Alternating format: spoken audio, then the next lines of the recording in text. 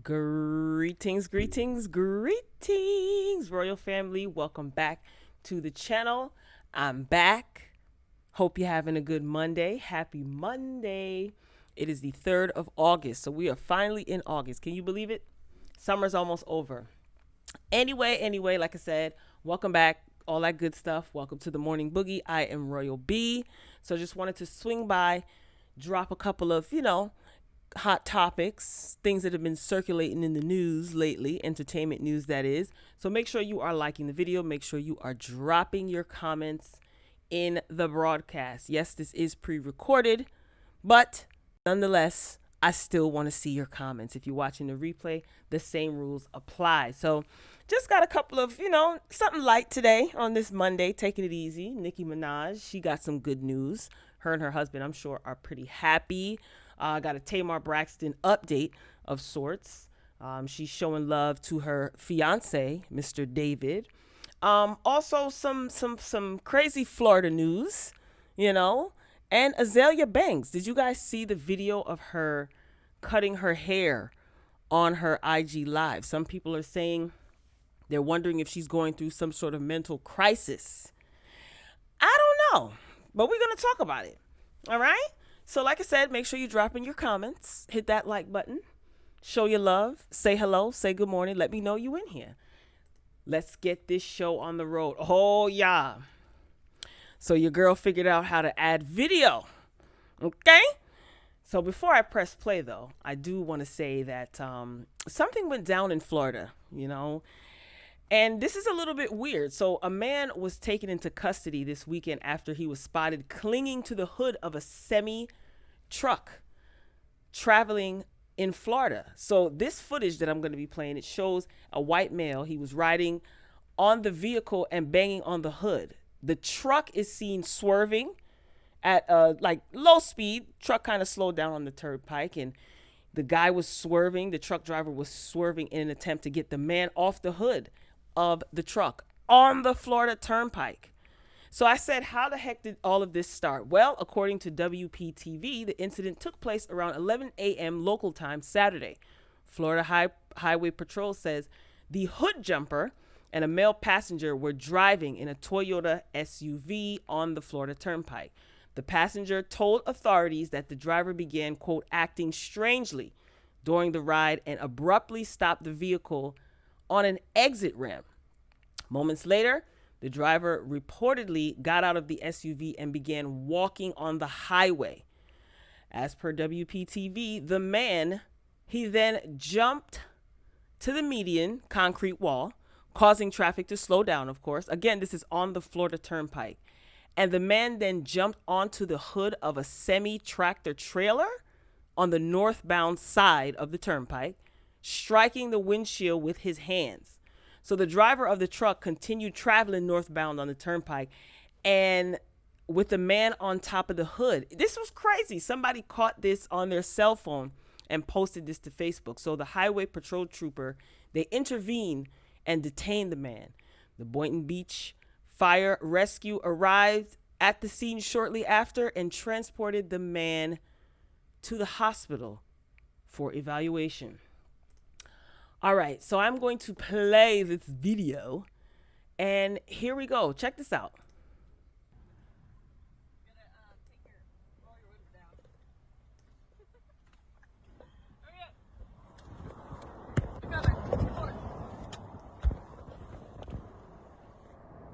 Florida be like, what the fuck? Holy shit! Yo! Oh my god! Look at the man on the, you see the truck swerving? Girl, no ma'am. Look at this, look. What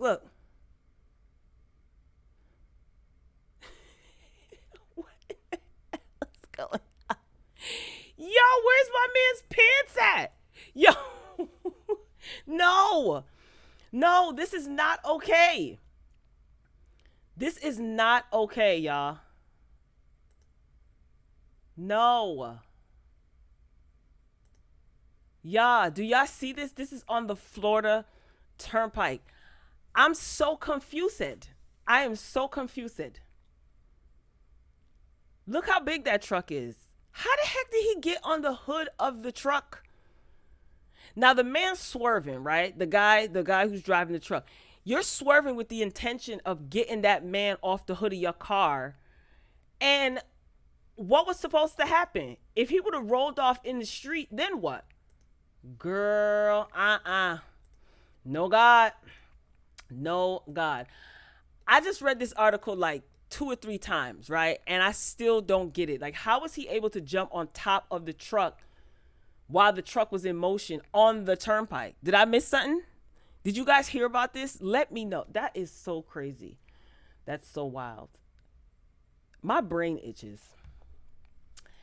Anyway, moving on to Miss Azealia Banks. Girl, I don't even understand what is going on in these United States of America. She decided to go bald, y'all. So, you know, she's a controversial rapper. She recently hopped on her IG Live to chop off all her hair. Now, her action did raise mental health concerns.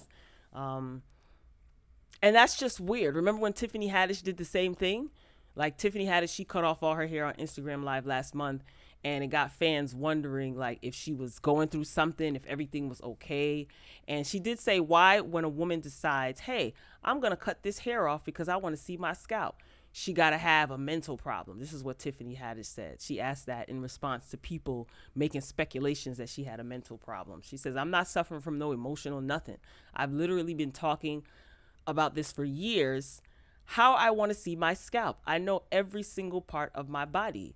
I know where every single mole is. So anyway, in a video that's circulating online, Azealia Banks, she's basically seen with some clippers and she's singing while cutting off her hair.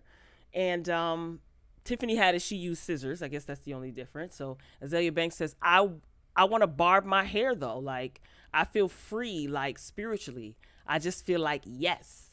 So she showed off her bald look. She says, I just feel like years of trauma, years of drama, years of effing life energy just came off. Like, that was a cleansing, B word. So I am not going to play the audio because Azealia Banks likes to use profanity, and that is her choice. So I'm sure you guys see that. I'm all souped, y'all. I'm souped. I'm a iron out the kinks as far as smooth transitions and stuff like that. But look at Azealia, child. Oh, Lord help her. It's her hair. She can do what she wants. Oh. She's singing. Nah, that's not what we gonna do, honey. Girl, yes. Cut it off. Cut it off. Yes. This is like a minute and some change long. Yes. I don't want to burn myself though. Yeah. No, it's not smoking hot, but like it's getting kind of close. What's with this accent she got? Like, you know, like, I want to feel free, you know? Girl, bye. We ain't getting no copyright strikes, sis. So what you singing? Oh my God, freshness. Yes, freshness, girl. Oh my gosh, she probably feels so liberated and free. Oh my. Yes, final look. Come on, face. Yes, your big onion head. I don't think this doesn't lead me to believe that she has any mental issues. Not this in particular. She seems happy. Look at her. She doing a little bit too much cussing, so that's why I ain't got the sound playing. Yes, come on, playing video. I told you I was gonna figure this out. Did you guys see this? This is on all over Twitter, all over Instagram. I just feel like, whew. She feels liberated. She feels free. Yes, God. Yes. So that's her cutting her hair off. I just don't think, like I said, I don't feel like, Miss Banks has issues because she shaved her head. I think her questionable outbursts causes people to kind of like tilt their head in confusion. Like, for instance, recently she mocked Nick Cannon after Viacom CBS fired him for his remarks. And she went on her social media and she said that it was because of her voodoo. That's why Nick ended up getting fired. She made some remarks about Kanye West coming out of the closet. Like, it's stuff like that, sis, that causes people to, question your mental state. But it is what it is. I mean, if she feels liberated, India Arie told us a long time ago, she is not her hair. So you want to cut your hair off, you want to feel free. Same thing with Tiffany Haddish. I don't have a problem with that. But some of the stuff that you be coming on, line saying, sis, that's a little bit problematic. Tell me what y'all think. Make sure y'all hitting the like button if you are just joining the program. Greetings. Welcome to the Morning Boogie. I am Royal B. How y'all doing? Up next, now let me tell y'all what y'all not gonna do. You guys are not going to attack my internet service provider, okay? So you guys know that Beyonce recently released her visual album, Black is King. I have on Disney Plus. I have yet to see it. If you've seen it, drop it in the comments. What did you think on a scale of 1 to 10? 10s across the board. I heard that I did see some of the pictures of her outfits, and visually it looks great. I've heard nothing but good things until recently. So the project is basically featuring music from her album, The Lion King, The Gift. And her album hadn't received like a whole lot of political attention previously, but her latest project has now shed a whole new light on the Disney album. Social media is now flooding with people who are calling Beyonce racist. Did you guys hear about this? For instance, Beyonce's song Brown Skin Girl. Great song, right? Great message. Brown skin girl, your skin just like pearls, the best thing in the world. I never trade you for anybody else. Right? This was previously thought to be a notable Black pride statement and was definitely a compliment to those of us with ebony skin everywhere. Well, she's come under scrutiny for those lyrics, for what appears to be a racist statement directed toward everyone who isn't Black or of a more ebony, you guys know I don't like that word, darker, ebony skin tone. And I said to myself, are we serious right now? Really? I see what we're doing here.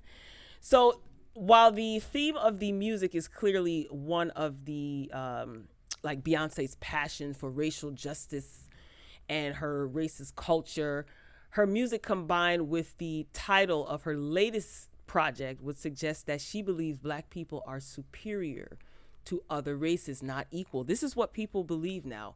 Here's a comment from one of the viewers who can't believe that Beyonce would post something so insensitive to other races and cultures. And this is what a commenter wrote. Imagine if a white artist released a visual album titled White is King and featured only white people and white artists. What do you think the response would be from the general public? Beyonce is very blatantly racist and nobody cares. It goes both ways, people. This is what someone commented referring to Black is King and, some of her recent projects. Wow. My internet service provider, Beyonce, is upsetting the privilege that some have and continue to benefit from, it seems. That's what I got from it, right? I mean, I could be wrong. This is just my opinion. Seems like some are afraid of a great awakening, maybe, or a revolution of sorts. I don't know. But how can she be racist if she is celebrating her Blackness? That means that she's racist? I guess the definition changes every day. Okay, hey, everybody's entitled to their own opinion. I highly doubt that Beyonce is going to give a statement in reference to this. I don't think so. Sounds like sabotage to me. Moving along, update from Miss Tamar Braxton. So she basically thanked her boyfriend for saving her life, and she refers to him as her angel on earth. So over the weekend, Braxton, she shared a lengthy message dedicated to her, quote, angel on earth who found her unresponsive in her LA hotel room following her situation last month. And she writes, some of what she writes, she had a long IG post, still on her Instagram. She writes, if you ever been in recovery or treatment, you know that you reflect on a lot of things.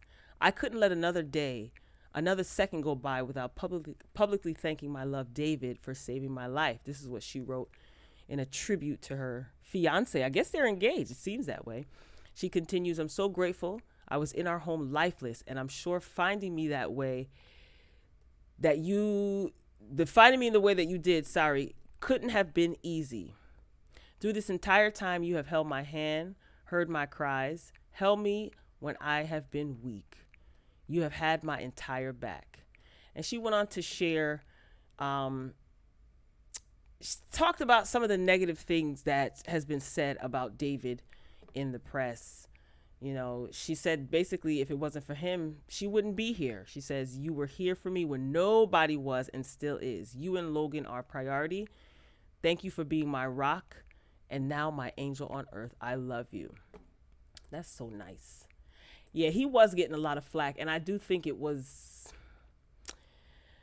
purposely done by certain entities to kind of throw off the fact that, I did say this in a previous video, to throw off the fact that Tamar was expressing her complaints with her former employee, because word on the street, WeTV let her go. So she shared a video on Instagram recently, and it was sweet. I thought it was a recent video. It was an old video. And they joked about engagement. You know, she emphasized that her commitment to David is stronger than ever. She says, although I've been said yes in this old video, now and then I couldn't imagine what life would be like if you weren't by my side. Thank God I'm here, and thank God for you. Aww, that is so sweet. So what I'm going to do now, because I am addicted to this, I'm going to play the video. Take a listen. Where are we? How about we do a toast? A beautiful toast. Two different drinks with the same color. So what? We're in Santa Barbara. We just had the most amazing engagement. So we're celebrating. Very nice and quiet. We're having the best time in the world. Yes, the best time. To the best times. My love. Where are we? Aww. So they were in Santa Barbara. That's sweet. Yeah, I thought it was a recent video, but it is an old video. And he responded. He says, I love you. You love me. We love Logan together forever. So it appears that they are engaged. I know that the public was referring to David as her fiance. She did put the ring emoji in her IG post. I don't know how to feel about this. Is nice and all, and I know that David got a lot of flack, like I said. A lot of people don't trust him. You can see it all in the comments. Some of these posts on Instagram and Twitter, you know, people are side-eyeing him. But I do like that she took the time out to thank him and to have his back. You know, she said in her post also that people accused him of being controlling. You know, she says she has a mind of her own. You know, he's a good African man. You know, people refer to him as that African.